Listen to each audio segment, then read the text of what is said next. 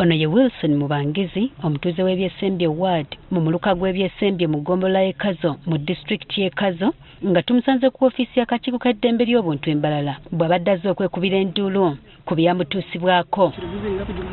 Wilson agamba nti omwezi gwa January mu 2010 yafuna essimu okuva ewa mukazi we nga poliisi bwereeze ku dduuka lyabwe ng'ebavunaana okubba minzaani gye yali aguze emitwalo 6. Minzaani egyo ise niwabe nazikoona bakumweta Sendugu yanje ati minzaani aliziba kwanga kusasula netuziguza yajimuza emitwalo 6 n'ecweka yankorra obuhandiiki. Ono agamba bwe yeetwala ku poliisi bamukwata bukwasi ne bamuteeka mu kaduukulu. Abasirikale ne batandika okumusaba enguzi bw'aba tayagala kutulugunyizibwa. Bwe yalemererwa ne batandika okumukuba. Nasangayo omusirikale sajenti oba kwetaho Kanyankore kare yaja tuzumara hansi nazumara hansi yanteera embooku 12 kwezi kuzintera yayita Katicho oba arikwetaho Anatori yamujatogwe namukwasa kwara batakuhire binamugambira barunako kumumutera kusiya mpaka araretera binamugambira.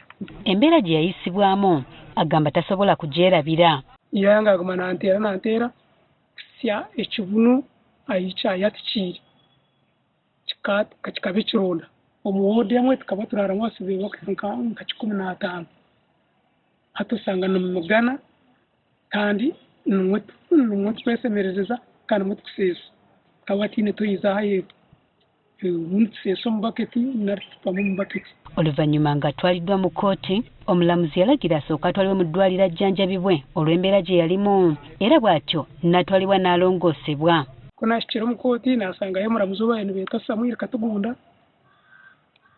namworeka ekironda ekyo yanje ate omu mateeka omuntu ogu arikukubita tukwikiriza kumukozesa yaterra osi esimu ate omuntu ogu mumugarra hakizire mugende muzanzabe.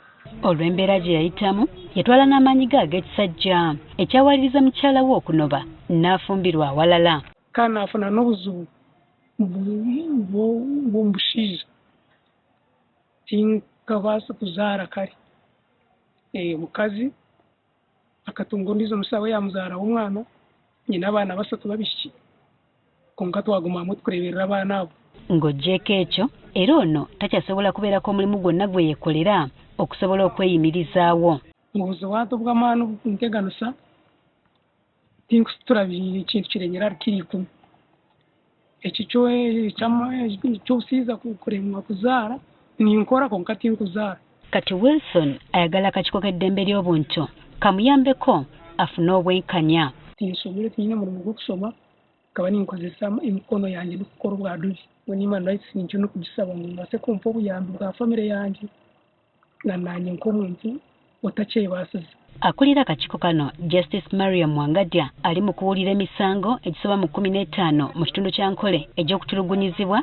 Agamba emisango egisinga gyaleeteddwa abaaliko abasibe olw'okutulugunyizibwa. Mbadde sikiwuliranga nti abasibe batuuka eyo ba prisoni wadde ababasaba ssente nti bw'ona mpa ssente emitwalo 5 bwe tujja okutwalanga ku mirimu emizito gwe tujja kujjangamu tujja kusonyiwa okulima okusukkiridde. Akakiiko kano era kakizudde nga disitulikiti y'Ibanda ne Kiruhura ze zisingamu abasibe abaleese emisango gy'okutulugunyizibwa.